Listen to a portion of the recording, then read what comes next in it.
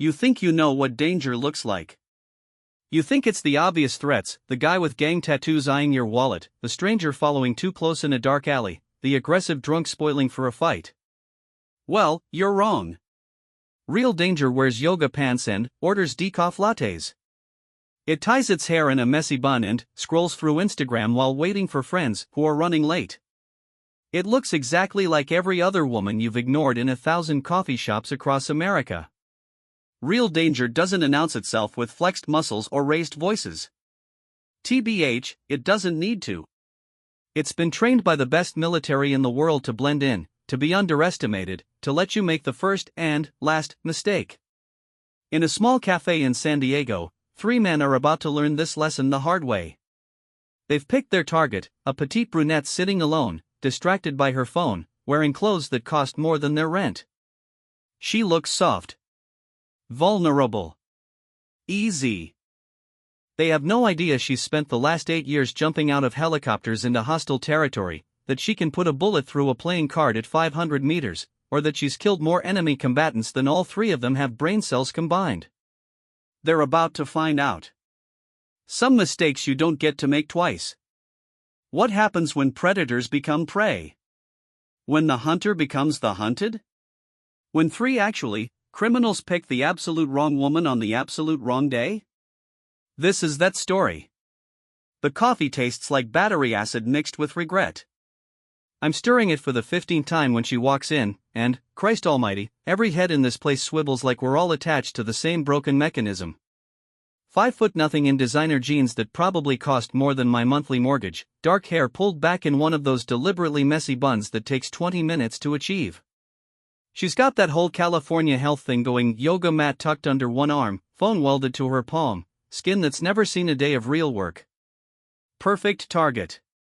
Plus, that's what Martinez would have called her back in Kandahar. Martinez with his fucked up sense of humor and his talent for reading people like sheet music. Martinez, who stepped on an IED 3 months ago because he was too busy making jokes to watch where he planted his size 12 boots. I shouldn't be thinking about Martinez. Not here. Not while I'm supposed to be doing my job. Basically, the job. Right. I adjust the micro recorder clip to my jacket lapel and sink lower into the corner booth.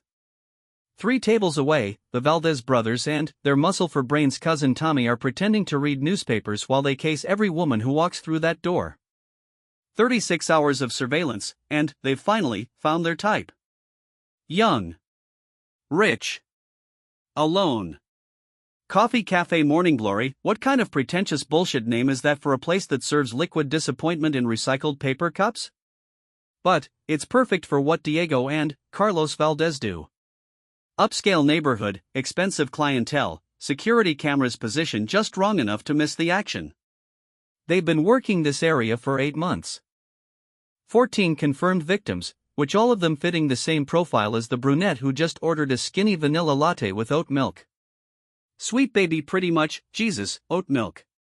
She settles at a two-top near the window, and I watch Diego's reptile brain kick into overdrive. He folds his newspaper with theatrical precision and whispers something to Carlos. Carlos, grins, the same grin he probably wore when he was pulling wings off flies as a kid. Tommy just cracks his knuckles and stares. These 3 evolutionary dead ends have a system. Diego handles TBH, the approach charming, apologetic, just clumsy enough to seem harmless. Carlos manages the distraction and exit strategy. Tommy provides the muscle when negotiations get complicated. Their last victim spent 4 days in ICU. The brunette pulls out a MacBook Pro and settles in like she's planning to homestead this table. Diamond studs in her ears catch the afternoon light. Hermes bag hanging from her chair like a neon sign advertising her net worth. She's everything these predators dream about when they're not busy being disappointments to their mothers. What she doesn't look like is someone who could bench press Tommy's body weight or put him on the ground before he knew what hit him. Not that I'm expecting her to, and my phone buzzes. Text from Lieutenant Morrison, status update, which I thumb back, subjects preparing to engage. Target acquired, which Morrison's running point on this operation from a surveillance van 2 blocks away, probably nursing his 3rd energy drink of the morning and wondering why the hell we're playing babysitter to civilian law enforcement. Fair question. NCIS doesn't usually get involved in local robbery cases, but Diego Valdez has been bragging to his cellmate about military targets. Namely, about hitting wives of deployed servicemen. Plus, wives with access to base security information, deployment schedules, and enough personal details to make identity theft look like a children's game. That makes it our problem, which the woman Emma, according to the credit card she used, types something on her laptop, pauses, deletes it. Types again, her fingers move like she's performing surgery, precise and deliberate. There's something about the way she holds herself, some quality I can't quite pin down. Martinez would have spotted it in 30 seconds. Martinez isn't here to spot anything. Diego makes his move. He approaches her table with a coffee cup and what he probably thinks is a winning smile. From my angle, TBH, I can see his mouth moving but can't catch the words. Classic opener, most likely apologetic bump, fake spill, opportunity to play the gallant stranger cleaning up his mess while creating physical contact and establishing trust. Emma looks up from her laptop, which even from here, I can see Diego's confidence waver. Just for a second. Like he stepped basically into deeper water than expected. For what it's worth, she smiles back. Says something that makes him laugh. Diego relaxes, settles into his performance. Carlos shifts position for a better view. Tommy fingers the knife in his jacket pocket, a nervous habit I've catalogued over 36 hours of watching him pick his teeth and scratch his ass. My coffee's gone cold. I signal the barista for another cup and keep my eyes locked on the developing situation. Emma's laptop, to be fair, screen reflects in the window. I can make out fragments of what looks like code lines of text that don't belong in any civilian application. Could be web development, which could be something else entirely. There's a precision to the formatting that reminds me of military software, the kind of structured syntax that gets drilled into you during tech training. TBH, probably nothing. Rich girl with too much time and too much money, playing at being a programmer between yoga sessions and charity brunches. Diego's really warming up now. He's leaning forward, invading her personal space in calculated increments. Classic predator technique: establish proximity, test boundaries, escalate contact until resistance becomes compliance. Emma doesn't lean away. Doesn't display any of the microsignals women typically show when they're uncomfortable. She looks interested. No. Not interested, patient. That's the word I've been searching for, and she's patient the way a cat is patient when it's watching a mouse that doesn't know it's being hunted. There's something coiled about her posture, something ready. Martinez would have, called bullshit on that observation. Garcia, you paranoid bastard, he'd have said, not every pretty girl is hiding a black belt in her yoga pants. Martinez was usually right about people. Just not about IEDs. My phone buzzes again. Plus, Morrison, how much longer? I check the time. 1,447 hours. We've been sitting on this for most of the day, waiting for the Valdez brothers to make their play. The plan was to catch them in the act, document their methods, then sweep them up before they could hurt anyone. Clean, simple, no civilian casualties. Looking at Emma, something tells me that no casualties part might be optimistic. Diego's pretty much moved to the seat across from her now. Sort of, uninvited but tolerated. Carlos is shifting closer, preparing for his role in whatever choreographed nightmare they've planned. Tommy's still picking his teeth, but his eyes never leave Emma's purse. She closes her laptop with a soft click. Gives Diego her full attention, and nods at something he says, then glances at her watch, a gesture so casual it almost looks genuine. There's something about the way she checks the time. Not anxious, not impatient. More like she's confirming a schedule, which like she's been expecting this conversation and now she's making sure it's proceeding according to plan. Which is insane. No civilian plans to get robbed. No civilian sits in a coffee shop waiting for trouble to find them. But Emma isn't acting like a civilian, she's acting like an operator. The realization hits me like ice water in the chest. I reach for my phone to warn Morrison, then stop. Warn him about what? That the victim might not be a victim? That she might be something else entirely? That she might be one of us? Diego stands up, extends his hand like he's asking her to dance. Emma considers the offer for exactly 3 seconds, long enough to be polite, not long enough to seem eager. She closes her laptop, slides it into her bag, and takes his hand. They walk toward the exit together, Diego guiding her with one hand on the small of her back. Carlos falls into step behind them, casual as a morning jog. Tommy brings up the rear, trying to look like he's not with them and failing spectacularly. I should follow. That's the plan. Document, in my opinion, the crime, call for backup when it goes bad, clean up the mess afterward. Instead, I sit in my booth and watch them leave through the window. Emma's walking between Diego and Carlos now, and, from behind, she looks exactly like what she's supposed to be: young, wealthy, vulnerable. A woman who made the mistake of trusting the wrong people. But I keep thinking about that laptop screen. About the code. About the way, actually, she checked her watch like she was keeping an appointment. About the way, in my opinion, she smiled at Diego. Not nervous. Not flirtatious. Predatory. My phone rings. Morrison. Garcia, where I think, hell are they? Heading east on 5th Street, I say, already moving toward the door. 3 subjects, 1 civilian, and proceeding as planned. Stay on them. Do not engage unless the situation goes critical. Copy that. I end the call and step outside. The San Diego sun hits me like a physical blow, and, for a moment, I can't see anything but white light and heat shimmer. When my vision clears, they're half a block away, turning into an alley between a vintage clothing store and a place that sells $15 smoothies. Of course it's an alley, it's always a fucking alley. I follow at a distance, trying to look like I belong in this neighborhood. Not easy when you're wearing Walmart jeans in a zip code where people spend more on coffee than I make in a week. The alley is narrow, barely wide enough for a delivery truck. Dumpsters and fire escapes. Brick walls that haven't seen fresh paint since the Clinton administration. Perfect place for what the Valdez brothers have planned. Terrible place for what might actually be about to happen. I key my radio. Morrison, I'm going to need that backup. Negative, Garcia.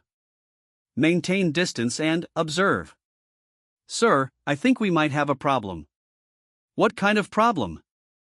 I pause at the mouth of the alley, trying to find words for the cold certainty settling in my gut. I think our civilian might not be as civilian as we thought. Static. Then, explain. Can't explain it, sir, which just. Trust me. Something's wrong here. Garcia, you are not paid to have feelings. You are paid to follow orders. Observe and report. Yes, sir. But, I'm already reaching for the Glock on my hip, already calculating angles and distances. Because 30 feet into that alley, Diego Valdez is about to learn the difference between a victim and a predator. And, I've a sinking feeling that Emma is about to teach him. The alley smells, like garbage and broken dreams. I flatten myself pretty much against the brick wall and edge forward, straining to hear voices over the traffic noise from the street. Somewhere ahead, Diego, to be fair, is making his pitch.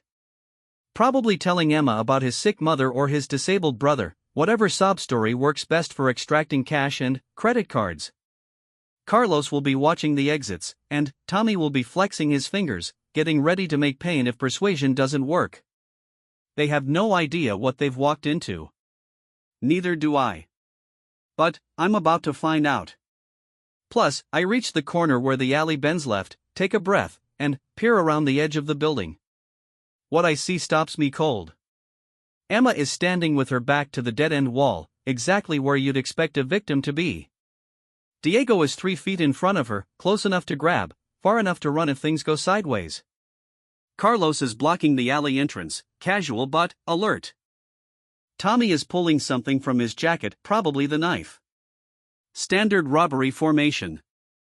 Textbook execution, except Emma isn't acting like a victim. She's standing at sort of parade rest. Feet shoulder width apart, hands clasped behind her back, spine straight. It's subtle, most people wouldn't notice. But I've spent 8 years in the Navy, and I know military bearing when I see it. Diego says something and takes another step forward. Emma doesn't step back. Tommy gets the knife-free 6 inches of steel that's seen better days. He grins and points it in Emma's direction, probably expecting tears or begging or whatever reaction he usually gets from terrified civilians. Instead, Emma tilts her head slightly to the right, like she's studying an interesting insect. "Gentlemen, well," she says, and her voice carries clearly in the confined space, "I think there's been a misunderstanding." Her accent isn't what I expected. There's a TBH, precision to her diction that speaks of expensive education, but underneath that's something harder. Something that sounds like command authority. Something that sounds like home. Diego laughs. "No misunderstanding, princess, which just empty your purse and nobody gets hurt." "I'm sure that usually works," Emma says. "But today's different." "Different how?" Carlos asks from his position by the alley mouth. Emma's smile could cut glass. "Different because you picked the wrong woman. And then everything goes to hell." Emma moves. Not the panicked flailing of a civilian under attack. Not, I think, the desperate struggling of someone fighting for their life. She moves like water. Like violence made liquid. Her right hand comes out from behind her back holding something black and angular, a tactical knife that materialized from nowhere. Her left hand grabs Diego's wrist as he reaches for her, twists it in a direction wrists aren't meant to go. The sound of breaking bone echoes off the alley walls. Diego screams, and Tommy lunges forward with his knife, moving fast but clumsy, telegraphing his attack like a drunk throwing a punch. Emma pivots, lets his momentum carry him past her, then drives her knee into his solar plexus with surgical precision. Tommy folds like origami, his knife clattering across the concrete. 2 seconds. Plus, maybe 3. 2 men down, 1 to go. Carlos is already moving, pulling a pistol from his waistband, a snub-nose .38 that looks like it fell off the back of a truck sometime during the Reagan administration. He's fast, but Emma's faster. She's already closing the distance, moving in a straight line that puts Diego's writhing body between her and Carlos's gun. The tactical knife disappears back into whatever concealed sheath produced it. Her hands are empty again, but somehow that makes her more dangerous, not less. Carlos tries to get a clean shot, but Emma's using Diego as a human shield, staying low, staying mobile. She reaches Carlos before he can adjust his angle and drives her elbow up under his chin with enough force to lift him off his feet. The pistol spins away into the shadows, and Carlos hits the ground like a sack of cement. 7 seconds. Start to finish. Plus, 3 armed men, experienced predators who've done this dozens of times before. Reduced to groaning meat and broken bones in less time than it takes to tie your shoes. Emma straightens up, brushes imaginary dust off her yoga pants, and checks her watch again. Right on schedule, she murmurs, and, for the first time since this started, she sounds satisfied. I'm still pressed against the wall, still trying to process what I just witnessed. My hand is still on my Glock, though I'm not sure why. The threat's been neutralized. To be fair, thoroughly. Emma walks over to where Tommy's trying to remember how to breathe and kneels down beside him. Says something too quiet for me to hear. Whatever it makes Tommy's eyes go wide with terror. She pats him on the cheek almost gentle, then stands up and starts walking toward the alley entrance. Look, toward me. I should move.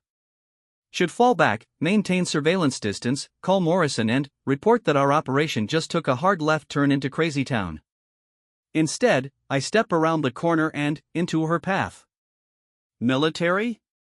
I ask. She stops walking.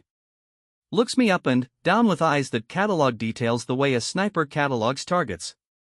Takes in the haircut, the posture, the way I'm carrying myself. Kind of, Navy, she says. It's not a question. NCIS. Special Agent Garcia. I show her my badge. We've been, I think, tracking these 3 for weeks. I know. The casual confidence in those two words sends ice through my veins. You know? Emma's smile returns, and this time it's almost friendly. Almost human. Agent Garcia, there's a lot you don't know about today. But you're about to learn. She reaches into her purse slowly, keeping her hands visible, and pulls out a black leather wallet. Flips it open to reveal credentials that make my blood stop moving entirely. Defense Intelligence Agency, and Special Activities Division. Emma Chen, Captain, United States Army, which clearance level, compartmented. Holy shit, I whispered. Language, Agent Garcia, Captain Chen says. We're about to have company, and I need you to be professional when they get here. As if on cue, I hear the distinctive whine of approaching helicopters. In my opinion, not police choppers. Military birds, actually, moving fast and flying low. Company? I manage. Captain, you know, Chen checks her watch one final time. The Valdez brothers were bragging about more than military wives, Agent Garcia. They were bragging about weapons shipments, base security protocols, and classified troop movements. Information they got from someone with access to highly sensitive intelligence. The pieces start falling into place, each one hitting me like a physical blow. This whole thing, I say slowly, the coffee shop, the robbery bait, Captain Chen confirms. We needed them to make contact with their handler. Needed to trace the network. Plus, and we needed to do it without spooking whoever's been feeding them classified intel. The helicopters are getting louder. So you used yourself as bait? I volunteered for worse assignments. She glances at the three groaning men scattered around the alley. Though I admit, this was more fun than expected. I look at Diego, who's still cradling his broken wrist and whimpering. At Carlos, who's kind of trying to sit up and failing. At Tommy, who seems to have given up on consciousness entirely. Fun, I repeat. Agent Garcia, Captain Chen says, and now her voice carries the unmistakable authority of someone accustomed to being obeyed. In about 30 seconds, this alley is going to be crawling with people who have no sense of humor about security breaches. I need you to radio your lieutenant and tell him that NCIS is now in support of a DIA operation. Understood? I key my radio with numb fingers. Morrison, this is Garcia. About time, Garcia. What's your status? Sir, we have a situation. What kind of situation? I look at Captain Chen, who nods encouragingly. Sir, I say, I think we just got conscripted. The helicopters thunder overhead, and the real operation begins. The safe house smells like industrial disinfectant and broken promises. Captain Chen sits across from me at a metal table that's seen better decades, her perfectly manicured fingers wrapped around a cup of coffee that makes my earlier battery acid look like premium blend. 6 hours since the alley, and she still looks like she just stepped out of a spa. Meanwhile, I feel like I've been dragged behind a truck through downtown hell. You're like, partner talks a lot, she observes. Through the one-way glass, I can see Morrison in the adjacent interrogation room, gesticulating wildly while a stone-faced DIA operative takes notes. Lieutenant Morrison, who spent 4 years as an MP before transitioning to NCIS, who thinks he's seen everything there's to see. He hasn't seen anything, and Morrison's got opinions, I agree, stirring sugar into coffee that tastes like it was filtered through Jim's socks. Usually wrong ones, but strongly held. Chen almost smiles. Almost. Plus, he seems to think this whole operation was unnecessary. That local law enforcement could have handled the Valdez brothers without DIA involvement. Morrison thinks a lot of things. What do you think, Agent Garcia? I study her face, looking for tells. Facial micro-expressions that might give away her real agenda. Chen's features could have been carved from marble for all the information they're providing. I think, I say carefully, that you didn't need 3 professional criminals to make contact with their handler. You could have traced their communications, followed their money, put them under surveillance until they led you to whoever's feeding them intel. But you wanted them scared. Desperate. You wanted whoever's running them to think their operation had been blown, so they'd have to move fast. Make mistakes. Chen's not quite smile widens by a millimeter. Keep going. You used yourself as bait because you knew they'd take it. Predictable targets make predictable moves, but the real trap wasn't the coffee shop. That was just the opening move. Very good. So what's the real trap, Captain?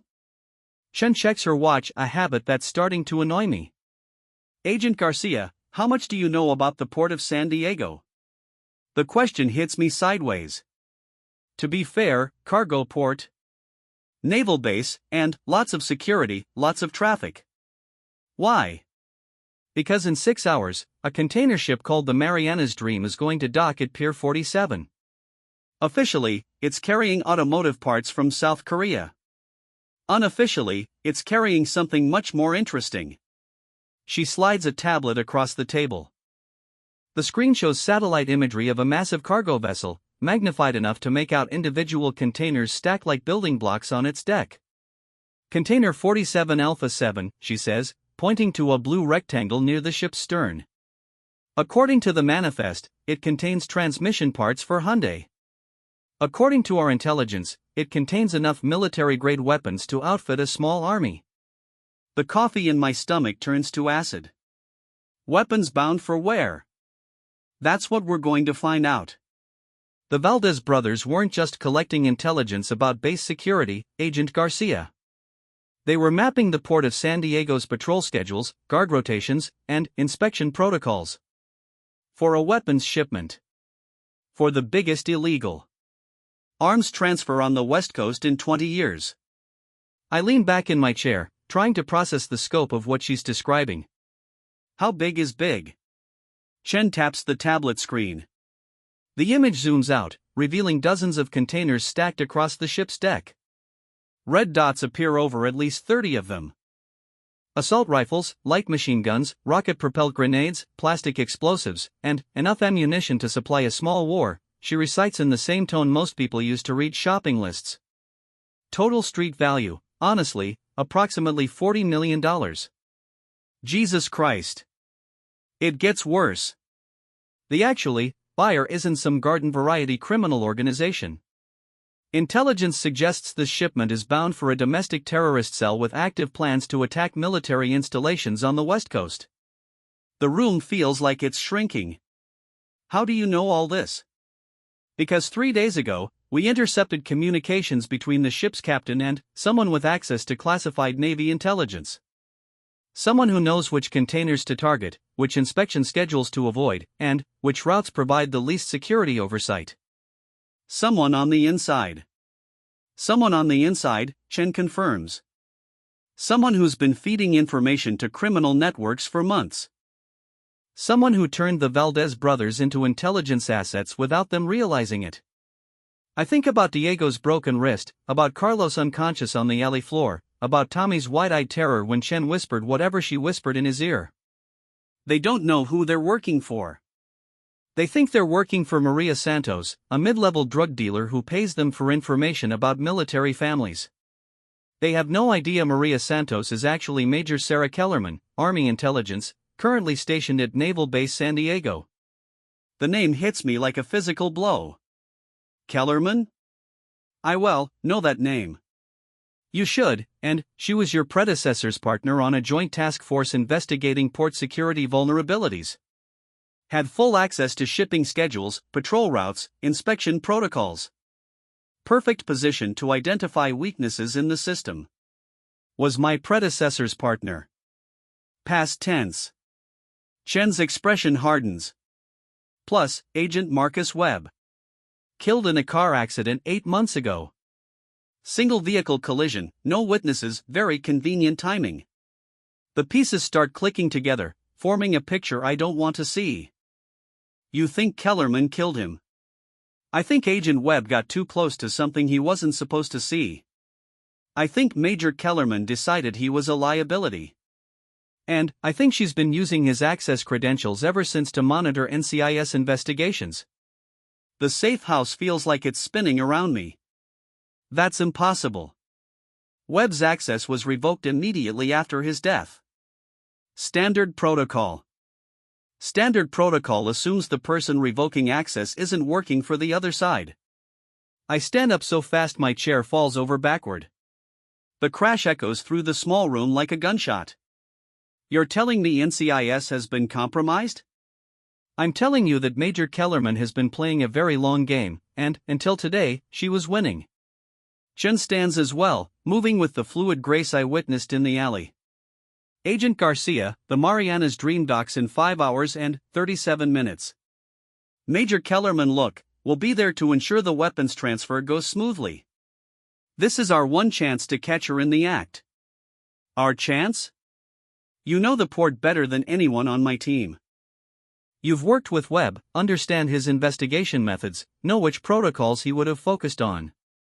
I need that knowledge. I pace it to the window, stare out at the San Diego skyline. Somewhere out there, a cargo ship is carrying enough firepower to turn American cities into war zones. Somewhere, I guess, out there, a military officer I've probably met at interdepartmental meetings is preparing to sell those weapons to people who want to use them against American soldiers. Somewhere out there, Marcus Webb is still dead, and the person who killed him is about to get away with treason on an unimaginable scale. What do you need me to do? Chen joins me at the window. Up close, I can see faint scars on her hands, the kind of marks that come from years of hard training and harder missions. The port has 37 security checkpoints between the main gate and Pier 47, she says. Webb identified vulnerabilities in at least 12 of them. If Kellerman is planning to move those weapons off the dock, she'll use one of those weak points. You want me to predict which one? I want you to think like Webb. Use his investigation as a roadmap. Show me where he would have focused his attention. I close my eyes, trying to remember every conversation I'd with Webb about port security. Marcus Webb, who drank too much coffee and not enough water, who had a nervous habit of clicking his pen during briefings, who treated every case like a personal crusade. Who died because he got too close to the truth. Webb was obsessed. Look, with container inspections, I say slowly. He thought the whole system was designed to fail. Too many containers, sort of, too few inspectors, too much pressure to keep commerce flowing. Go on. He mapped every inspection checkpoint, timed every procedure, interviewed every supervisor. Spent 6 months identifying patterns in which containers get flagged for additional screening. And he found that certain shipments get expedited treatment. VIP cargo that bypasses normal security protocols. Military contractors, diplomatic shipments, emergency medical supplies. Chen nods. The kind of designations that would require insider knowledge to exploit. The kind of designations that would get a container full of weapons through port security without anyone looking too closely. I turn from the window, feeling pieces of the puzzle click into place. Kellerman doesn't need to steal the weapons. She just needs to make sure they don't get inspected. Which means she'll be at the inspection checkpoint, not at the pier. She'll intercept the container before it reaches final screening. Chen checks her watch again. Checkpoint 7 handles VIP cargo. It's isolated, understaffed, and, according to Webb's notes, has a 12-minute window between patrol sweeps. Perfect for a quick transfer. Perfect for an ambush. The word hangs in the air between us, heavy with implication. Chen isn't just asking me to help locate Kellerman. She's asking me actually, to help capture her. Plus, possibly kill her. Captain, I say slowly, when you used yourself as bait in that alley, you had backup, right? Snipers on the rooftops, tactical teams on standby? I'd you. I was NCIS surveillance. I wasn't supposed to engage. But, you were ready to. It's not a question. When you thought I was in danger, you were ready to intervene. I think about the Glock in my hand.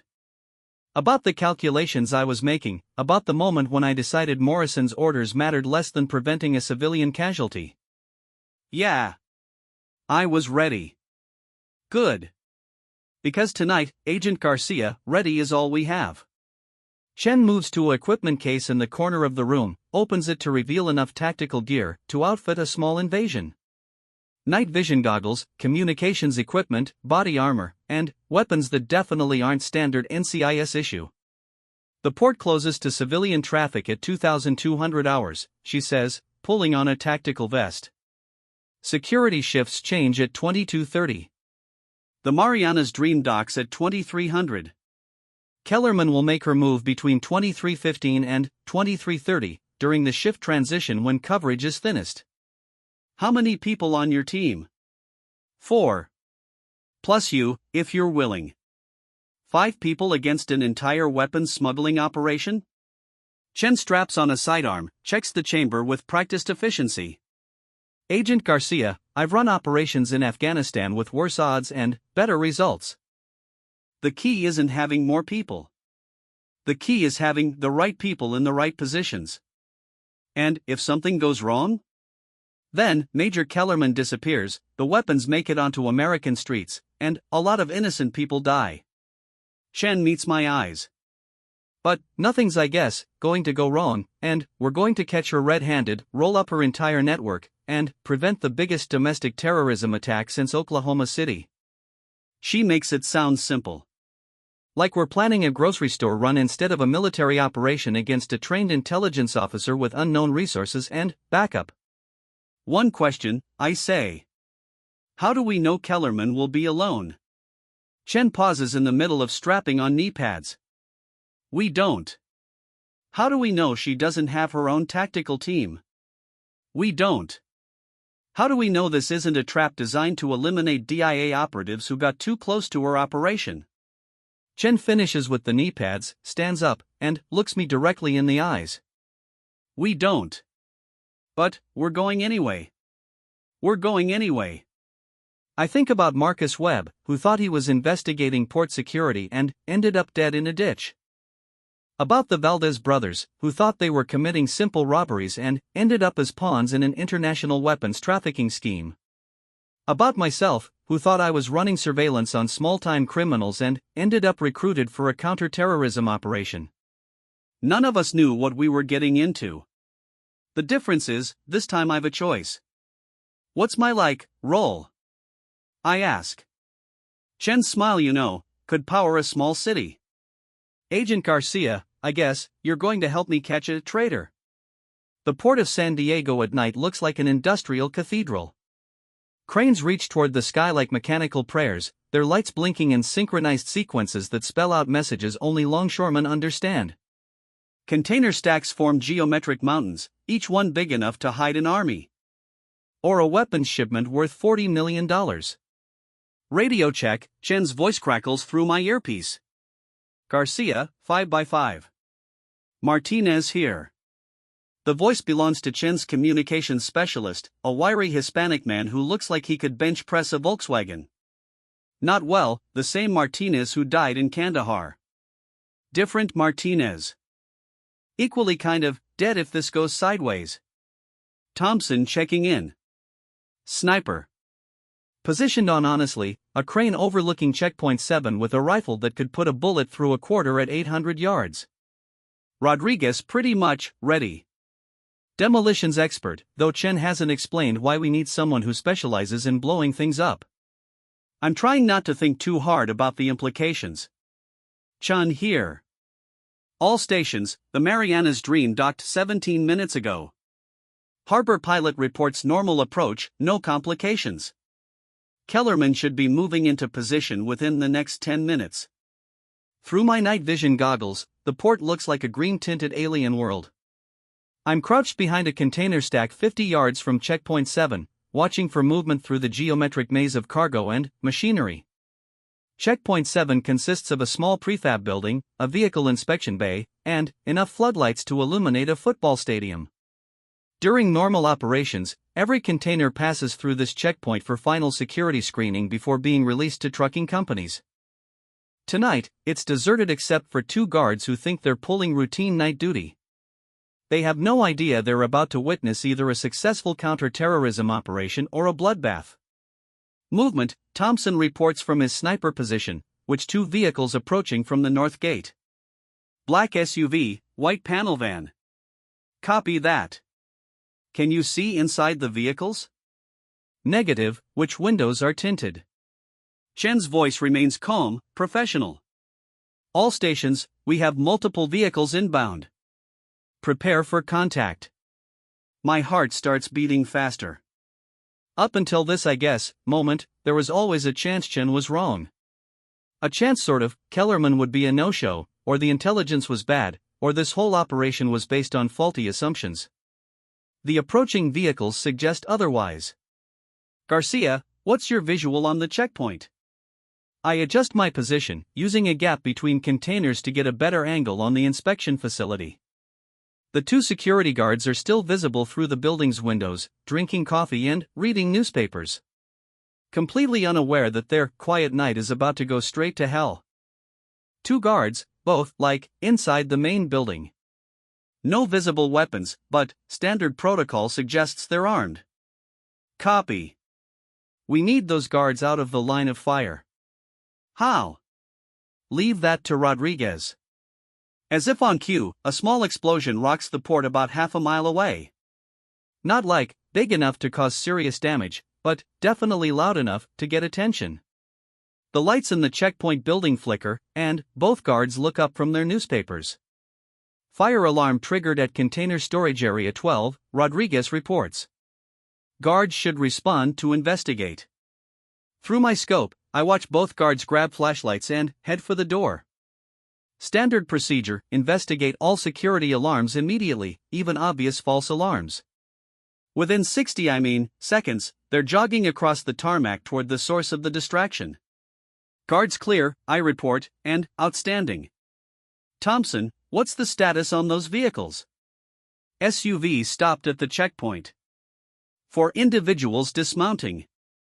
Can't make positive identification at this range, but one appears to be female, approximately 5'6", wearing military-style clothing. That's our target. Martinez, are you getting this on surveillance? Recording everything. Facial recognition software is processing, but preliminary analysis suggests female subject is Major Sarah Kellerman, Army Intelligence.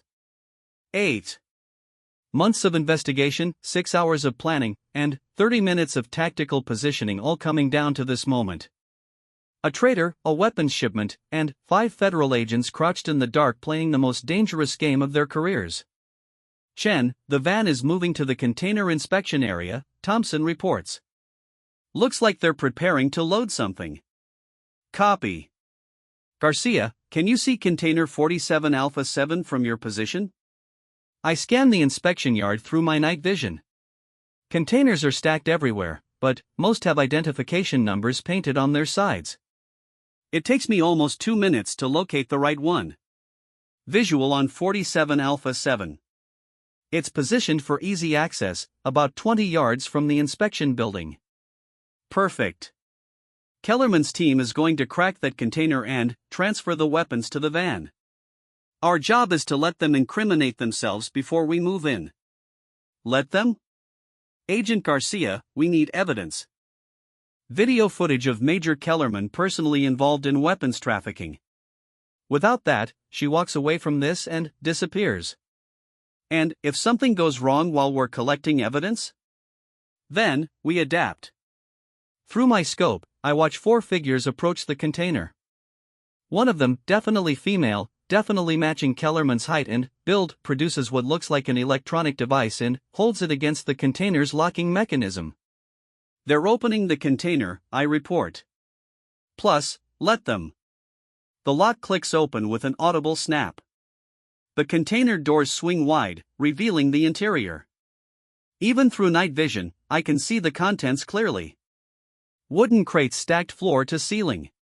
Plus, military-style packing materials. Stenciled numbers and letters that match weapons identification protocols. Enough firepower to start a small war. Jesus, I whisper. Garcia, maintain position. Thompson, are you recording this? Affirmative. Clear video of subjects opening container 47 Alpha 7 and examining contents. Kellerman, it's to be Kellerman, gestures to her 3 companions. They begin removing crates from the container, working with the efficiency of people who've done this before. Each crate gets loaded onto a dolly and wheeled to the waiting van. Chen, how long do we wait? Until we have enough evidence to convict. How much is enough? When? That van is loaded with stolen weapons and Major Kellerman is standing beside it holding a smoking gun. I watch the loading process continue. One crate, then another, and each one representing hundreds of assault rifles worth thousands of rounds of ammunition. Each one destined for terrorists who want to use them against American targets. Movement from the south, Thompson suddenly reports. Additional vehicle approaching. Looks like a police cruiser. Police? Can't tell if it's legitimate or part of Kellerman's operation. Single occupant, driving normal patrol pattern. Chen's voice develops an edge. If that's legitimate kind of law enforcement, this whole operation is blown. The police cruiser approaches the checkpoint slowly, its headlights sweeping across the container yard. Through my scope, I see Kellerman freeze in the middle of loading another crate. She gestures sharply to her companions, who immediately drop what they're doing and reach for weapons. I guess, shit, I mutter. Chen, they're armed. I see it. Thompson, can you identify the patrol car? Standard SDPD markings, but at this distance I can't verify authenticity. The cruiser stops about 50 yards from the checkpoint. Its spotlight activates, casting harsh white light across the inspection area. The beam sweeps back and forth, clearly searching for something. Or someone. All stations, Chen says quietly, we may have a problem. The spotlight finds Kellerman and her team. For a moment, everyone freezes, the figures caught in the beam, the sniper on the crane, the agents hidden throughout the container yard. Then, Kellerman pulls out a radio and starts talking. She's communicating with the patrol car, I report. Which means either she's police support, or that's not really a police car. The spotlight turns off. The cruiser starts moving again, driving directly toward the inspection checkpoint. Kellerman and her team resume loading weapons, now moving with increased urgency. Chen, I say into my radio, something's wrong here. Define wrong. If Kellerman had police support, they didn't need to sneak around in the middle of the night. And if that's a legitimate patrol, they'd have called for backup by now. Your point? My point is that cruiser isn't what it appears to be. The patrol car stops beside the van. A figure gets out, tall, male, wearing what looks like a police uniform but moving with military precision. He approaches Kellerman, and they've a brief conversation I can't hear from my position. Martinez, can you pick up their audio? Negative. Too much distance and background noise. The figure from the patrol car opens the vehicle's trunk and begins removing items. Even through night vision, I can see they're not police equipment. They look like military gear. Weapons, which communication equipment. And something that looks suspiciously like plastic explosives. Chen, I say slowly, I think we just found out why you brought a demolitions expert. Explain. Because Major Kellerman isn't just stealing weapons. She's planning honestly to blow something up. The figure from the patrol car carries the explosives toward container 47 Alpha 7. Not to load them into the van with the other weapons, but to attach them to the container itself. They're going to destroy the evidence, I realize. Make it, look like the weapons were destroyed in an accident instead of stolen. Which means they know we're here. The cold certainty in Chen's voice sends ice through my veins. How? Because, Agent Garcia, Major Sarah Kellerman has been monitoring NCIS communications for 8 months. She knows about our surveillance, our investigation, and our operation tonight. Then, this whole thing is a trap. And we just walked into it. The explosives attached to container 47 Alpha 7 start blinking with a red light. Timer activated. Maybe 5 minutes until detonation, maybe less. All stations, Chen broadcasts, this is no longer a surveillance operation. Weapons free. Take them basically, down. Thompson's rifle cracks from his position on the crane. The figure attaching explosives to the container spins and drops. Kellerman and her remaining team members scatter, taking cover behind vehicles and containers. Muzzle flashes light up the inspection area as they return fire. I'm already moving, using containers for cover as I advance toward the checkpoint. My Glock is in my hand, though I don't remember drawing it. Garcia, are you going? Chen's voice in my earpiece. To stop that timer before it blows up half the port. Negative, maintain your position. Chen, if that container explodes, it takes the weapons, the evidence, and probably half this facility with it. Agent Garcia, that's a direct order. I reach the edge of the container yard, 30 yards from the inspection checkpoint. Kellerman is crouched behind the van, firing controlled bursts from what looks like an M4 carbine. Professional technique, proper sight alignment, textbook fire and movement. She's not panicking. She's not running. She's executing a plan. Sorry, Captain, I say into my radio. But Marcus Webb was my friend. I break cover and sprint toward container 47 Alpha 7. Bullets spark off concrete around my feet, which someone shouts behind me, Chun or Martinez or Rodriguez, I can't tell. The only sound I can focus on is the ticking of that timer, counting down to an explosion that will destroy months of investigation and millions of dollars worth of evidence. I reach the container as the timer shows 37 seconds remaining.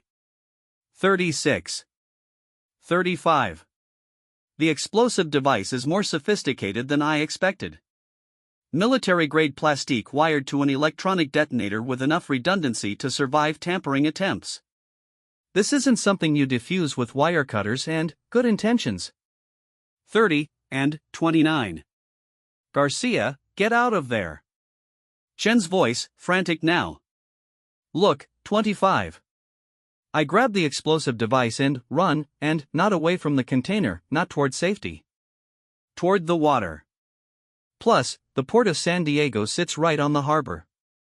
50 yards from container 47 Alpha 7 to the pier's edge, maybe 30 feet down to the water. Deep enough to contain an explosion, far enough from the weapons to preserve the evidence. 20. 19, which more actually, gunshots behind me. Shouting. The sound pretty much of vehicles starting and tires squealing. 15. The pier edge rushes toward me, and dark water below, city lights reflecting off the surface like scattered diamonds. 10 and 9. I don't slow down, and don't hesitate. Don't think about what happens if the timer is wrong or the water isn't deep enough or the explosion is bigger than I calculated. Marcus Webb, I guess, died because he got too close to the truth. I'm not going to let his murder go unpunished. 5. 4, 3. I throw the, I think, explosive device as far as I can into San Diego Harbor. 2. The device hits the water with a splash I can barely hear over my own heartbeat. 1. I hit the pier planking and roll, covering my head with both hands. The explosion lights up the harbor like a miniature sun. Water geysers 50 feet into the air, then crashes back down in sheets that soak the pier and everything on it. When the noise fades and the water settles, I'm still alive. The weapons, are still intact. And Major Sarah Kellerman is nowhere to be seen. Blood tastes like copper pennies and regret. I'm spitting it into the gutter outside the emergency room when Chen finds me, her tactical gear traded for civilian clothes. That make her look like any other visitor at 0347 hours on a Wednesday morning. The kind of, visitor who doesn't ask too many questions about why federal agents keep showing up with gunshot wounds and stories that don't quite add up. For stitches, I tell her, touching the bandage on my forehead. Could have been worse. Could have been a lot worse. Chen settles onto the curb beside me, and, for the first time since this whole thing started, she looks tired. Human, which Thompson took shrapnel in his left shoulder. Rodriguez has a concussion from diving behind a forklift. Martinez threw out his back carrying Thompson to the extraction point. But, everyone's alive. Everyone's alive. We sit in silence, watching the pre-dawn traffic handle around the hospital complex. delivery trucks and shift workers, people starting their day without any idea that $40 million worth of military weapons almost disappeared into a terrorist network 12 hours ago. Almost. Well, how much did we recover? I ask. Chen produces a tablet from her jacket, scrolls through what looks like an inventory report. 87% of the weapons shipment. The rest was either destroyed in secondary explosions or dumped into the harbor when Kellerman's people realized the operation was blown. Kellerman? Gone. The word sits between us like a stone. 3 months of investigation, 6 hours of planning, for federal agents wounded, and the primary target escaped into the night with enough classified intelligence to compromise military operations for years. How the hell did she know we were coming? Chen closes the tablet, stares at the emergency room entrance like it might provide answers. Remember what I told you about monitoring communications? She was listening to NCIS radio traffic. NCIS, DIA, Harbor Patrol, San Diego Police. Major Sarah Kellerman had access to every frequency we used last night. She knew our positions, our timing, our extraction routes. Then, why didn't she just cancel the whole operation? Why walk into a trap she knew existed? Because, Chen says quietly, it wasn't a trap for her. It was a trap for us. The realization hits me like ice water. She wanted us there. She needed us there. Think about it, Garcia Kellerman's been selling intelligence for months, maybe years. She knows that eventually, someone's going to notice. Someone's going to investigate. Someone's going to get close to the truth. Like Marcus Webb. Like Marcus Webb. So she's two choices: run, and spend the rest of her life looking over her shoulder, or eliminate the people investigating her. Chen stands up, paces to the edge of the parking lot. Last night wasn't about moving weapons, Garcia, which it was about killing federal agents. Kind of, the weapons were bait. We were the real target. But, we survived. We survived because you threw a bomb into the harbor instead of following orders. Because Thompson made impossible shots from an unstable platform. Because I think Martinez kept us connected when our communications were compromised. Because Rodriguez created enough chaos to cover our withdrawal. She turns back toward me, and her expression is harder than I've ever seen it. We survived by accident, Agent Garcia. And Major Sarah Kellerman is still out there, still armed with classified intelligence, still planning attacks against American targets. I think about the container full of weapons, about the explosives meant to kill anyone who got too close to the truth, about Marcus Webb dying in a ditch because he asked the wrong questions. So actually, what happens now? Chen checks her watch, the damn watch she's been consulting all day like it holds the secrets of the universe. Now we hunt her down. We? NCIS, DIA, FBI, CIA, probably Homeland Security if they can get their act together long enough to file the paperwork. Every federal agency with jurisdiction and a few that don't. Multi-agency task force. The biggest manhunt on the West Coast since the Unabomber. I stand up, feeling every bruise and cut I collected during the firefight at the port. 43 years old, and I'm still throwing myself at armed criminals like I'm 25 and bulletproof. Martinez, the dead Martinez, the one who stepped on an IED, would have called me an idiot. He would have been right, Captain, I say slowly. There's something I need to tell you about Marcus Webb. Chen goes very still. What kind of something? The night before he died, Webb called me at home. Drunk, paranoid, talking about patterns in shipping manifests and security protocols. Said he'd found something big, something that went all the way to the top. Did he tell you what? He said someone with high-level access was manipulating port inspections. Someone who could expedite certain shipments, bypass normal security procedures, make problems disappear. Why didn't you report this? Because Webb was drunk half the time and paranoid the other half. Because his theories sounded like conspiracy bullshit. Because. I pause, trying to find the right words. Because I thought he was losing his mind. Chen nods slowly. But, now you think he was on to something. Now I think he identified Kellerman 8 months ago. She killed him for it. And, you think there's more? I think Webb found evidence. Physical proof of Kellerman's activities. I think he hid it somewhere before she got to him. Chen's eyes narrow. What makes you think that? Because Webb was paranoid, but he wasn't stupid. If he knew someone was trying to kill him, he would have left insurance. Something to guarantee, I guess, his investigation didn't die with him. Where? His apartment was cleaned out after the funeral. His office was reassigned, which his personal effects were returned to his family.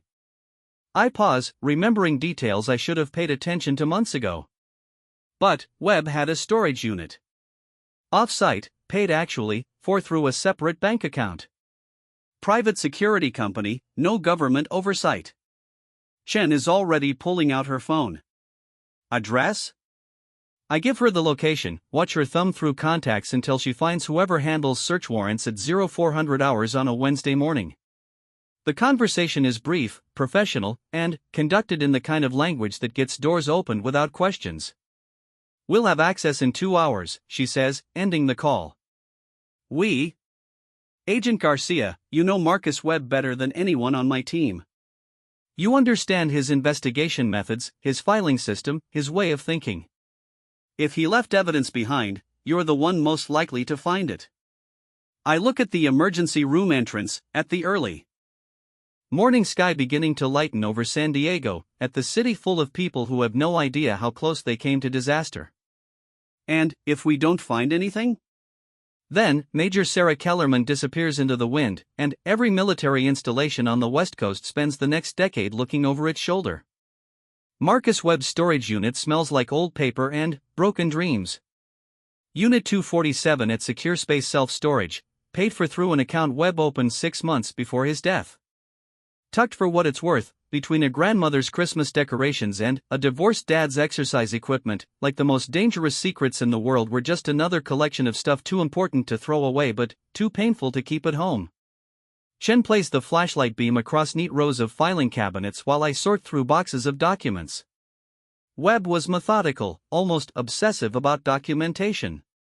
Every investigation photographed, catalogued, cross-referenced, and a paper trail that could reconstruct his entire career if you had enough time and patience. Shipping manifests, I think, report, opening the third box. Going back 2 years. Every container that passed through Port of San Diego, organized by date and inspection status. Looking for what? Patterns. Webb was convinced that certain shipments received preferential treatment. If he was right, it should show up in the data. I spread manifests across the concrete floor, looking for anomalies. Container ships arrive at the Port of San Diego every day, carrying everything from automobiles to electronics to agricultural products. Most undergo routine inspection, random sampling of containers, verification of documentation, basic security screening. But some don't. Chen, for what it's worth, look at this. I hold up a manifest marked with Webb's handwriting. Container ship Pacific Fortune arrived March 15 last year. 47 containers, all marked for expedited clearance. Expedited how? VIP diplomatic status. No inspection required, immediate release to trucking companies. I flip through more pages. Same TBH, thing with the Eastern Promise in April. The Sunrise Victory in May. All different shipping companies, all carrying different cargo, all receiving the same expedited treatment. Chen kneels beside me, studying the documents. Who authorized the expedited clearance? I find the signature block on each manifest. The same name appears on all of them, written in the same precise handwriting. Major Sarah Kellerman, in my opinion, Port Security Liaison. Son of a bitch. It gets better. I pull out another box, this one containing surveillance photos. Webb was conducting physical surveillance of the port. Documenting which containers actually received inspection versus which ones were waved through. The photos tell a story. Shipping containers marked for routine inspection that bypass security checkpoints entirely. Cargo trucks leaving the port without stopping at inspection stations. Workers in official uniforms directing certain shipments to isolated areas of the facility. And, in several photos, a female figure in military dress uniform overseeing the process. That's Kellerman, Chen confirms, studying one of the clearer images. Webb knew. 8 months ago, he knew Kellerman was running weapons through the port. He documented her methods, her contacts, her procedures. Why didn't he report it? I find Webb's case notes in the bottom of the box. Page after page of handwritten observations, theories, and unanswered questions. His paranoia, to be fair, mapped out in careful detail. Because he didn't know who to trust, I read from his and Tez. Quote, Kellerman has access to classified communications, including NCIS investigation reports. Any attempt to arrest her through official channels will result in advance warning. Need to build airtight case before making move. He was building evidence. He was building a case that could survive Kellerman's connections. Look at, well, this. I show Chen a hand-drawn organizational chart. Kellerman's name at the center, connected to dozens of other names and organizations. Shipping companies, trucking firms, military contractors, port authority officials. A network that reaches into every level of port security. This is bigger than just weapons smuggling, Chen says quietly. This is systematic corruption of the entire port of San Diego. And Webb was going to expose all of it. We work in silence for another hour, cataloging evidence that should have put Kellerman away years ago. Financial records showing payments from shipping companies to offshore accounts. Surveillance photographs documenting illegal cargo transfers, and communication intercepts revealing coordination between port officials and criminal organizations. A complete case, ready for prosecution. Why didn't he turn this over? I ask. Chen finds Webb's final case note, dated the day before his death. Her face goes pale as she reads it. Agent Garcia, she says slowly, I think you need to see this. She hands me a single sheet of paper, covered with Webb's increasingly frantic handwriting, investigation compromised. Kellerman aware of surveillance. Source within NCIS providing intelligence about federal activities. Cannot trust normal reporting channels. Cannot trust chain of command. Basically, cannot trust anyone. Taking evidence to media tomorrow. Channel Look, 7 News, investigative reporter Sarah Martinez. Only way to ensure story gets out before Kellerman can silence witnesses. If something happens to me, storage unit key is taped under my desk drawer, combination is Jennifer's birthday, 0425. Tell Garcia I was right about the patterns. Tell Garcia to finish what I started. Tell Garcia not to trust anyone. Plus, the paper trembles in my hands. He was going to the media. He never made it to the meeting. Because Kellerman found out. Because someone told her. The implications hang in the air between us like smoke. Webb's investigation was compromised from the inside. Someone with access to NCIS communications was feeding information to Kellerman, helping her stay one step ahead of federal investigators. Someone who might still be doing it, and, Chen, I say slowly, who knew about last night's operation? DIA operational staff, NCIS leadership, Harbor Patrol supervisors. She pauses, counting names in her head. Maybe 30 people total. Any of them have access to Webb's original investigation files? All of them. The storage unit suddenly feels very small, very isolated. 2 federal agents surrounded by evidence of a conspiracy that reaches into the highest levels of law enforcement, trying to identify traitors who might know exactly where we are. My phone buzzes. Text message from Lieutenant Morrison, Garcia, where are you? Need to debrief last night's operation. I show the message to Chen. Morrison's pretty much looking for me. Don't respond. Why not? Because until we know who we can trust, we don't trust anyone. She's right. Webb learned that lesson too late, and it cost him his life. But, sitting in this storage unit, surrounded by evidence of his murder, I realize we're facing the same choice he faced. Do we work through official channels and risk alerting the traitors? Or do we go rogue and risk destroying our careers? What would Webb do? Chen asks. I think about Marcus Webb, who spent 6 months building an airtight case against corruption that reached every level of port security. Who documented every crime, catalogued every piece of evidence, crossed every investigative T and dotted every procedural I. Who, to be fair, died in a ditch because he trusted the wrong person. Webb would go to the media, I say. Sort of, Chen nods. Plus, then, that's what we do.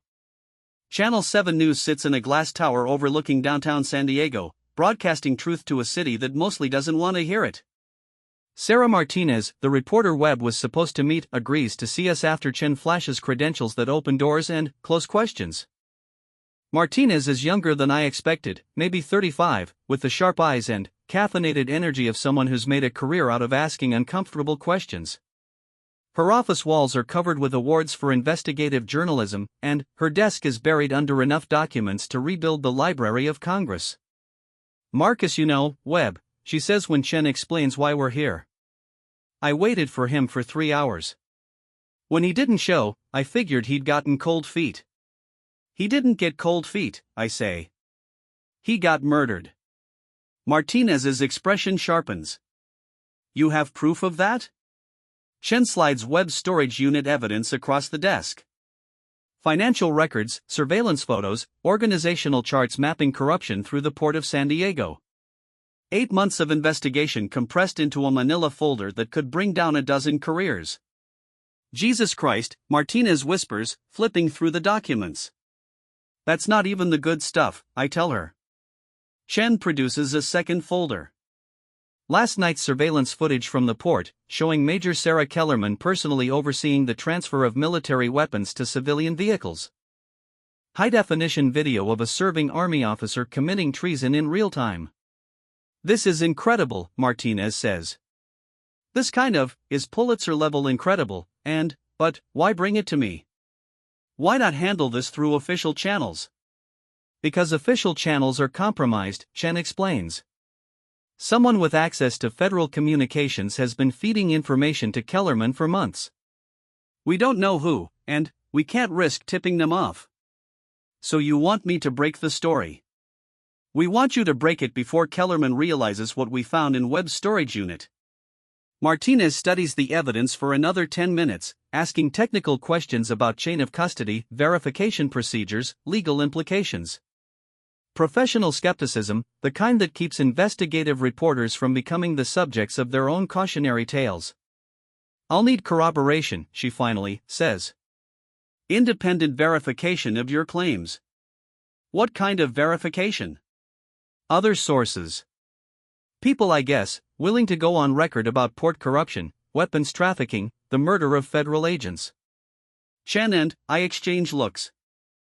That might be difficult. Why? Because most of the people who could corroborate this story are either dead, complicit, or unaware of the full scope of the operation. Martinez leans back in her chair, processing the implications. So you're asking me to stake my reputation on evidence provided by 2 federal agents who are essentially conducting an unauthorized investigation into their own agencies. When she puts it like that, it sounds insane. Ms. Martinez, I say pretty much, slowly, 8 months ago, my partner identified systematic corruption at one of the busiest ports in America. He documented evidence, to be fair, of weapons trafficking, intelligence leaks, and coordination between military officers and terrorist organizations. Before he could report his findings, he died in a convenient car accident.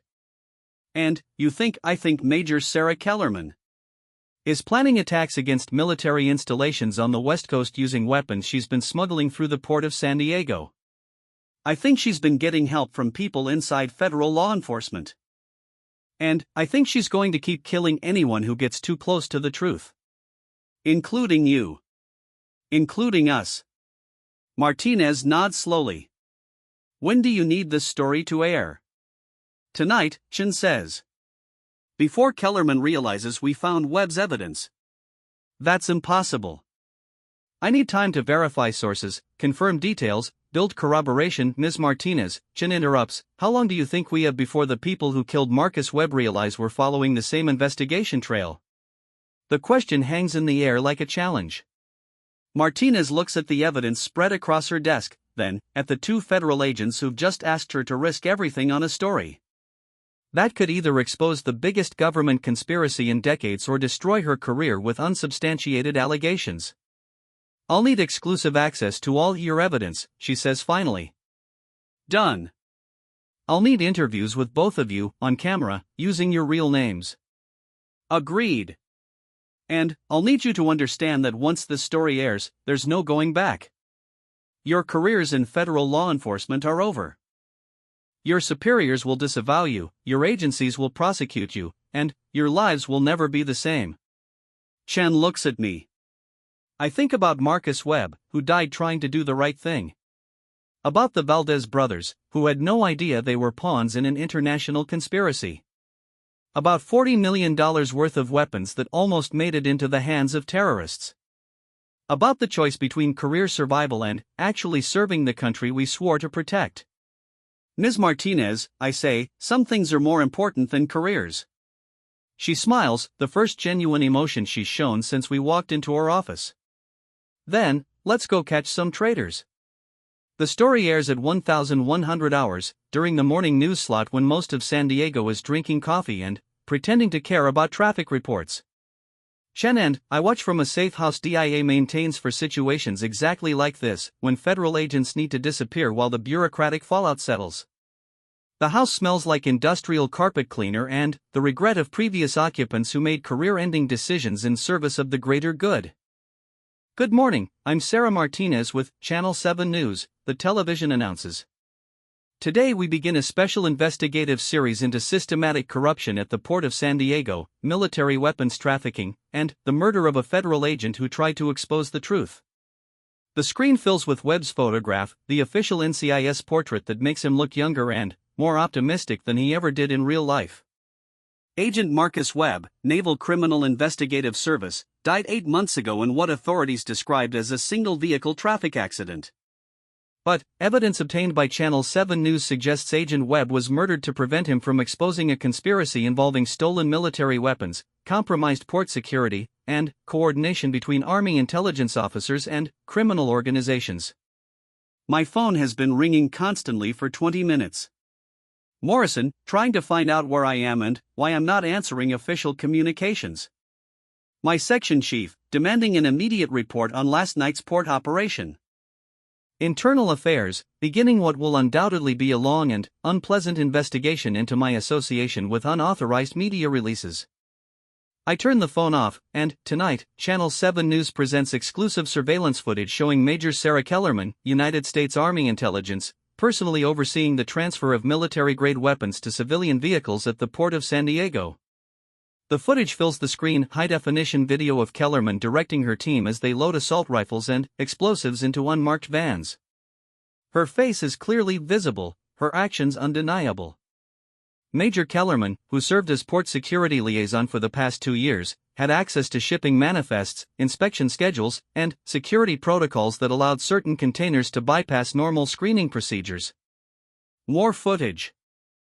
The container yard, the weapons transfer, the moment when everything went sideways and federal agents found themselves in a firefight with Army intelligence. Sources within the federal law enforcement community tell Channel 7 News that Major Kellerman has been facilitating weapons transfers for months, possibly years, using her position to expedite shipments containing illegal military equipment bound for domestic terrorist organizations. Chen mutes the television. How long before Kellerman sees this? She's probably watching it right now. Which means she's already running. I think about the woman who dismantled 3 professional criminals in 7 seconds, who planned an operation complex enough to fool multiple federal agencies, who had contingencies for contingencies and backup plans for her backup plans. Sarah Kellerman isn't running. She's adapting. Chen, I think, slowly, what happens to witnesses in cases like this? Witness protection, if we're lucky.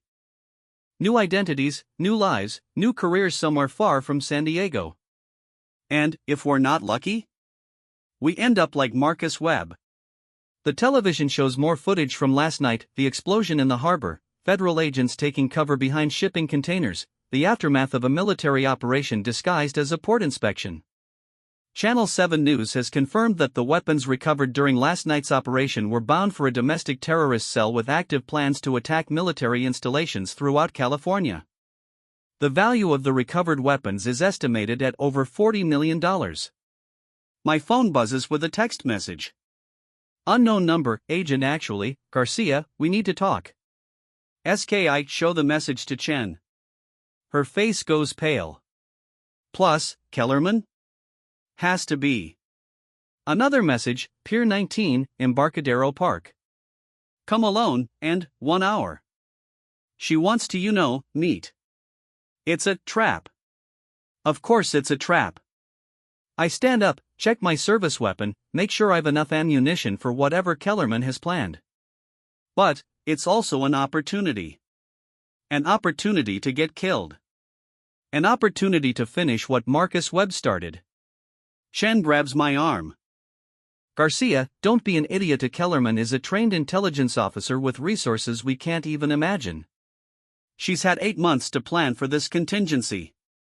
Meeting her alone is suicide. Not meeting her is worse. As long as she's free, every federal agent who worked this case is a target. Every witness who provided evidence is at risk. Every military installation on the West Coast is vulnerable to attack. I head for the door. Chen follows. Where are you going? To end this. Not alone, you're not, lol. Pier 19 sits at the southern end of San Diego's Embarcadero, where the harbor opens into the Pacific and you can see Mexico on clear days. It's a place for tourists and joggers, street performers and young couples taking selfies against the sunset. Not a place for final confrontations with rogue intelligence officers. Chen positions herself with a sniper rifle on a rooftop overlooking the pier while I walk the wooden planking toward a figure standing at the far end. Even at 300 yards, I can tell it's Kellerman, the same precise posture, the same controlled bearing that dismantled the Valdez brothers in 7 seconds. She's not alone. 2 men flank her position, both wearing civilian clothes but moving with military precision. Backup, in case our conversation doesn't go according to our plan. My earpiece, crackles with Chen's voice. Garcia, I count 3 hostiles. Kellerman and 2 support personnel. All appear to be armed. Copy. You want me to take the shot? I consider it. Chen's rifle can put a bullet through a playing card at 600 meters. From her position, Kellerman would be dead before she heard the gunshot. But Kellerman didn't survive 8 months of selling classified intelligence by being careless. If she dies, her network dies with her. The other conspirators, the people who helped her kill Marcus Webb, the sources inside federal law enforcement, they all disappear back into the shadows. Negative. Let me talk to her. Garcia, if things go bad, take the shot. But let me try to end this without more bloodshed. I'm 50 yards from Kellerman when she raises her hand in greeting. Like we're old friends meeting for coffee instead of federal agents on opposite sides of a treason investigation. Agent Garcia, she calls out. Thank you for coming. Major Kellerman. I stop walking, keeping distance between us. Close enough to talk, far enough to dive for cover if her backup decides to start shooting. Seen the news lately? She laughs, genuine amusement, not the forced humor of someone under stress. Channel 7 did excellent work. Well, very thorough, very professional. I particularly enjoyed the surveillance footage. You don't seem concerned. Why would I be concerned? Agent Garcia, do you really think I've spent 2 years building a network this sophisticated without planning for exposure? What do you want, Kellerman? I want to offer you a choice. She walks closer, her backup maintaining distance but ready to intervene. Up close, Major Sarah Kellerman looks exactly like what she's, a career military officer with 20 years of service and enough commendations to fill a wall. She actually could be anyone's sister, anyone's daughter, anyone's trusted colleague. She could also put a bullet between my eyes before I could draw my weapon. What kind of choice? The same choice I offered Marcus Webb 8 months ago. The words hit me like ice water. You talked to Webb before you killed him. I tried to recruit him. Marcus was I think, good investigator, Agent Garcia, and thorough, dedicated, incorruptible. Exactly the kind, to be fair, of person who could help expand our operation. Our operation? Did you really think I was working alone? Agent Garcia, the network you've been investigating reaches into every level of federal law enforcement. NCIS, FBI, CIA, Homeland Security. We have sources everywhere, assets and positions you can't imagine. We? Kellerman smiles. People who understand that America's foreign policy has created enemies we can't defeat through conventional means. People who recognize that sometimes you've to arm your enemies to prevent larger conflicts. You're selling weapons to terrorists. I'm providing defensive capabilities to resistance movements fighting American imperialism. The rationalization is so perfect, so completely self-serving, that I almost admire its audacity. Kellerman has convinced herself that treason is patriotism, that helping terrorists acquire military weapons is somehow serving American interests. And Marcus Webb? Marcus refused to see the bigger picture.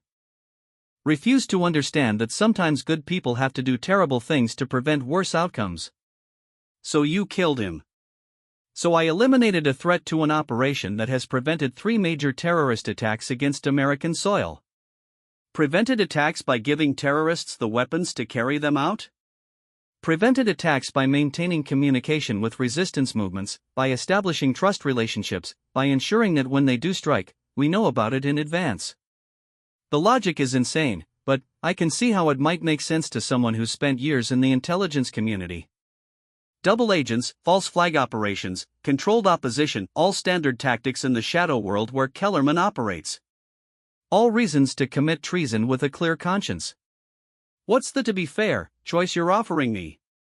Join the network, Agent Garcia. Use your position at NCIS to identify investigations that threaten our operations. Help us, to be fair, protect assets who are preventing catastrophic attacks against American targets. And, if I refuse? Then, you end up like Marcus, sort of, Webb. I look at Kellerman's backup, both of whom are now close enough to intervene if I make any aggressive moves. Professional killers, probably with military backgrounds, definitely with orders to ensure I don't leave this pier alive if I decline her generous offer. Agent Garcia, Chen's voice in my earpiece, you need to move. Now. Through my peripheral vision, I can see movement on nearby rooftops. More backup, closing off escape routes, establishing crossfire positions. Kellerman wasn't just offering me a choice. She was buying time for her team to get into position. Major Kellerman, I say slowly, I've a counteroffer. I'm listening. Turn yourself in. Cooperate with federal prosecutors. Provide the names of everyone in your network. Help us roll up the entire conspiracy before more people get killed. She laughs again. Agent Garcia, you still don't understand the scope of what you're dealing with. This network has been operating for 5 years.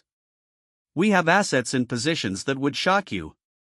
Senators, generals, federal judges. People who could make any prosecution disappear with a single phone call. Then, why haven't they? Because until today, no one knew enough to prosecute. Marcus Webb had pieces of the puzzle, but not the complete picture. You and Captain Chen have more pieces, but still not enough. We have enough to destroy your weapons operation. We have 12 weapons operations, Agent Garcia. The port of San Diego was just the most visible. The admission hits me like a physical blow. 12 operations, which hundreds of millions of dollars in weapons transfers. A conspiracy that reaches into the highest levels of American government. My God, I whisper. Agent Garcia, Chen's for what it's worth, voice, urgent now, federal vehicles approaching from 3 directions. You need to extract immediately. Through my earpiece, I can hear the sound of approaching sirens. FBI, probably, responding to the Channel 7 news report.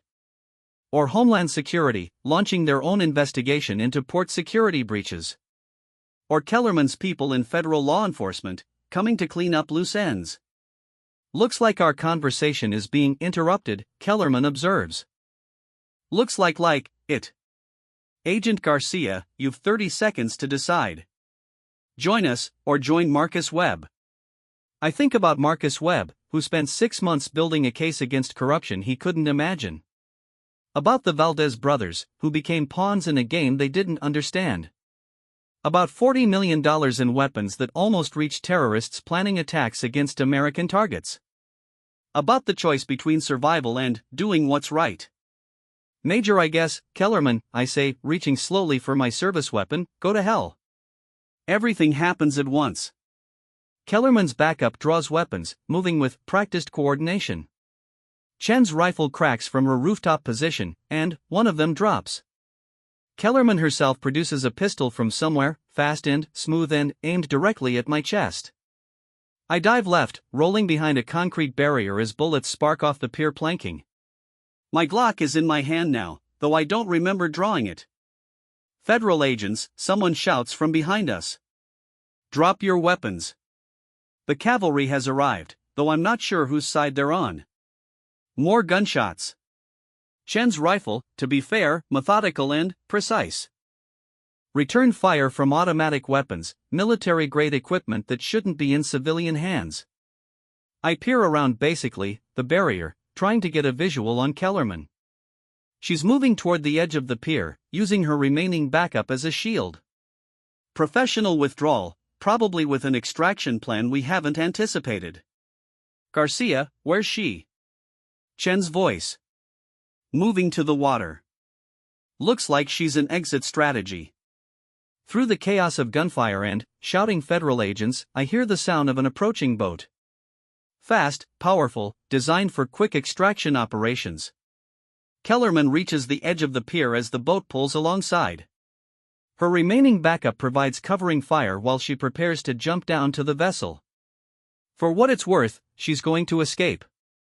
After everything, Marcus Webb's murder, months of investigation, last night's firefight at the port, she's going to disappear into the Pacific and continue running weapons to terrorists. I break cover, sprinting across the pier toward her position. Bullets whine for what it's worth, past my head, but I keep running. Chen's rifle covers my advance, forcing Kellerman's backup to take cover instead of shooting. Sort of, 20 yards, 15. 10. Kellerman turns toward me, pistol raised, professional stance. At this range, she can't miss. Plus, neither can I. We fire simultaneously. Her bullet tears through my left shoulder, spinning me around. My bullet takes her in the chest, driving her backward toward the pier's edge. For a moment, we stare at each other across 10 feet of wooden planking. Kellerman's mouth opens like she wants to say something, final words, maybe, or one last attempt at justification. Instead, I guess, she falls backward into San Diego Harbor. The extraction boat guns its engines and disappears into the afternoon haze, leaving behind the body of Major Sarah Kellerman floating face down in water that reflects the California sky like broken glass. 6 months later, I'm drinking coffee that tastes almost as bad as the stuff at Coffee Cafe Morning Glory. The FBI field office in Quantico serves beverages that could strip paint, which seems appropriate for an agency that specializes in uncovering ugly truths. I'm here for my final debriefing, the last official interview in a case that destroyed careers and exposed corruption at levels no one wanted to acknowledge. Special Agent Jennifer Martinez, no relation to the Channel 7 news reporter, slides a thick folder across the conference table. Actually, final tally, she says. 47 indictments, including 12 federal employees, 6 military officers, and 3 members of Congress. How many convictions? 31 so far. The rest actually are pending trial or have reached plea agreements. I flip through the folder, scanning names and charges. People I've worked with, people I've trusted, people who spent years selling classified intelligence while pretending to serve American interests. Senator Richardson? 25 years, federal prison. No possibility of parole. General Morrison? Court-martialed. Dishonorably discharged, which currently serving 15 years at Leavenworth. What about the weapons operations Kellerman mentioned?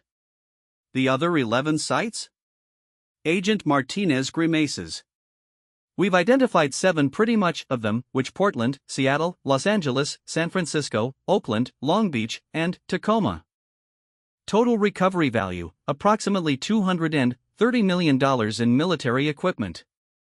And the other 4? Still looking. I close the folder, push it back across the table. 6 months of investigation, hundreds of federal agents, multi-agency task forces, and we still don't know the full scope of Kellerman's network. Agent Garcia, Martinez says, there's one more thing. She produces a smaller folder, this one marked with classification stamps I've seen since my Navy days. Captain Chen wanted you to have this. Inside is a single photograph, Marcus Webb and me at last year's NCIS Christmas party, both of us wearing ugly sweaters and holding beers, both of us looking younger and more optimistic than we had any right to be. On the I think back, someone has written, for Agent Garcia, who finished what his partner started. Actually, Chen, Captain, U.S., which army? Where's Chen now? Classified assignment. Somewhere that requires people who are good at finding traitors. I study Webb's face in the photograph, trying to remember the last conversation we had. Something about shipping manifests and security protocols, theories that sounded paranoid but turned out to be absolutely correct. Agent Martinez, I say, what happens to the people who got away?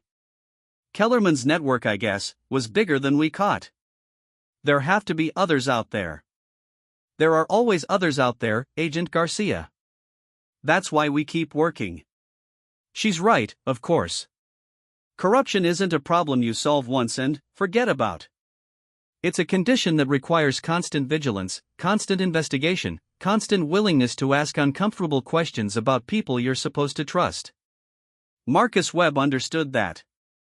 It's why he spent 6 months building an airtight case instead of rushing to judgment. It's why, to be fair, he died trying to expose the truth instead of walking away from a career-threatening investigation. It's why his work mattered, even though he didn't live to see it completed. I stand up, shake Agent Martinez's hand, and walk out of the FBI field office into a Virginia afternoon that smells like summer and second chances. My phone buzzes with a text message. Unknown number, job opening, if you're interested, and EC. I delete the message without responding, but I don't forget the offer. Because somewhere out there, people are still selling weapons to terrorists. Still betraying their oaths to serve American interests. Still killing federal agents who get too close to the truth. And someone needs to stop them, and Marcus Webb started a job he couldn't finish. But the job itself isn't over. It never is. End of story. Epilogue. 2 years later, a container ship called the Eastern Dawn would dock at the port of Long Beach carrying automotive parts from South Korea. The ship's manifest would list 43 containers, all marked for routine inspection. 42 of those containers would contain exactly what their paperwork claimed. The 43rd would contain something else entirely, and when federal agents opened that container, they'd find evidence of a new network, a new conspiracy, a new group of people who thought they could sell America's security for personal profit. They would be wrong. Because Agent Garcia would be waiting.